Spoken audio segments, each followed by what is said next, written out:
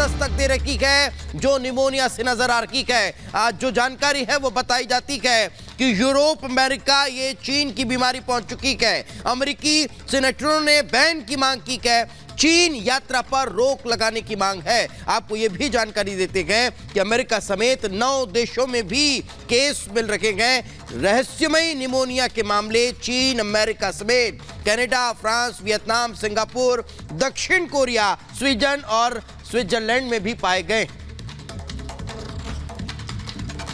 और चलिए अब बात करते हैं इजराइल और हमास के युद्ध से जुड़ी हुई, क्योंकि अमेरिकी अखबार ने एक बहुत बड़ा दावा किया है। दरअसल अमेरिकी अखबार ने एक दावा किया है कि इजराइल को 7 अक्टूबर को हमास ने जिस तरीके से हमला किया, घातक हमला किया, इजराइल को दरअसल इस हमले की जानकारी 1 साल पहले ही थी। यह दावा अमेरिकी अखबार की तरफ से किया गया है।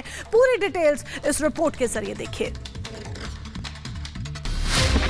अमेरिकी अखबार न्यूयॉर्क टाइम्स ने बहुत बड़ा खुलासा किया है। अमेरिकी अखबार न्यूयॉर्क टाइम्स ने दावा किया है कि हमास के हमले का पूरा ब्लूप्रिंट इजराइल को 1 साल पहले ही मिल गया था।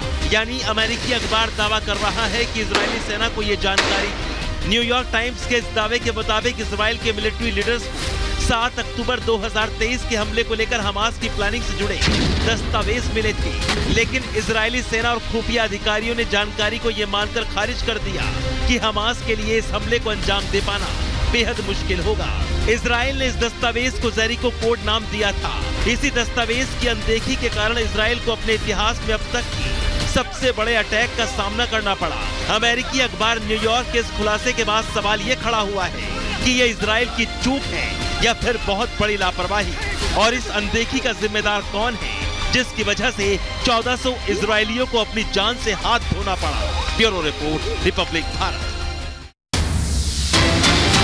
और इस बीच बड़ी खबर, दक्षिण इजराइल में बज रहे सायरन, हमास लगातार छोड़ रहा रॉकेट। तो 6 दिनों के युद्ध विराम के बाद एक बार फिर से अब इजराइल और हमास के बीच जंग शुरू हो चुकी है, तेज हो चुकी है। दक्षिण इजराइल में सायरन बज रहे हैं।